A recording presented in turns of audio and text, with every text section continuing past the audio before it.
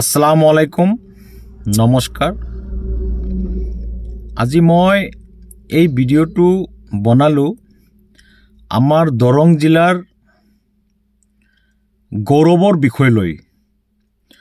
দৰং জিলাৰ দলগাঁও সমষ্টিৰ বিধায়ক আলহাজ মজিবুৰ ৰহমান সাহাবৰ দলগাঁও সমষ্টিৰ দলগাঁৱৰ স্থানীয় নাম শাহ মোহাম্মদ মনিৰুজ্জামানলৈ গ্লোবেল আইকন বঁটা আগবঢ়াইছে আৰু আমাৰ সকলোৰে প্ৰিয় দাদা শাহ মোহাম্মদ মনিৰুজ্জামান সাহাবে গ্লোবেল আইকন বঁটা গ্ৰহণ কৰি আমাৰ দৰং জিলাৰ যি সুনাম কঢ়িয়াই লৈ আহিছে, দলগাঁও সমষ্টিৰ যি সুনাম কঢ়িয়াই লৈ আহিছে, গোটেই ভাৰতত দলগাঁও সমষ্টি আৰু দৰং জিলাৰ সুনাম বিয়পাই দিছে।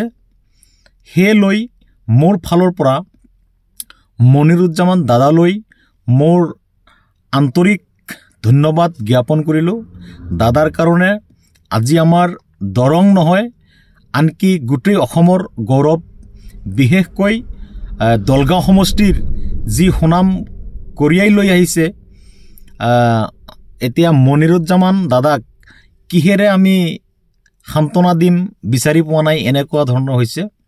দাদাক আমাৰ মনৰ ফালৰ পৰা আন্তৰিক ধন্যবাদ জ্ঞাপন কৰিছোঁ।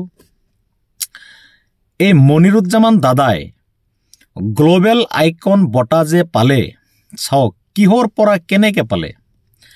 ভাৰতৰ দুৰ্নীতি বিৰোধী foundation ANTI, short form ANTI, ভাৰতৰ দুৰ্নীতি বিৰোধী ফাউণ্ডেশ্যন কৰ্পৰেশ্যন ফাউণ্ডেশ্যন অফ ইণ্ডিয়াৰ উদ্যোগত হাৰিয়ানাৰ নুৰ মেহেল হোটেলত অনুষ্ঠিত হৈছিল এখন সভা।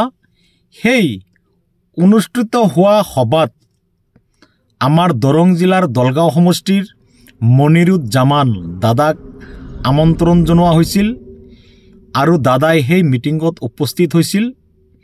উক্ত সভাত উপস্থিত আছিল জনপ্ৰিয় বলিউডৰ দুই অভিনেতা দিলীপ তাহিল আৰু ৰাহুল ৰয় উপস্থিত আছিল। সেই ডাঙৰ সভাত আমাৰ দলগাঁও সমষ্টিৰ দাদা মনিৰুজ্জামানে গ্লোবেল আইকন বঁটা লাভ কৰিছে। সেইকাৰণে আমি দৰংবাসী ও দলগাঁও সমষ্টিৰ ৰাইজ আনন্দত আত্মহাৰা হৈছোঁ। তাৰ কাৰণ আমাৰ দাদাই আমাৰ দৰং, আনকি দলগাঁও সমষ্টিলৈ যি সুনাম কঢ়িয়াই আনিছে, আমি দৰংবাসী বহুত সুখী আৰু আনন্দত আছোঁ।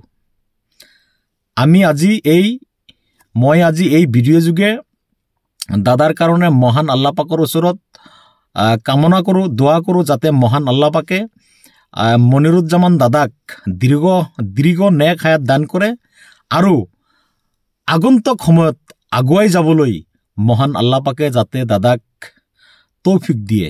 এইখিনি কৈ আজিৰ ভিডিঅ' সমাপ্ত কৰিছোঁ। আসসালামু আলাইকুম নমস্কাৰ।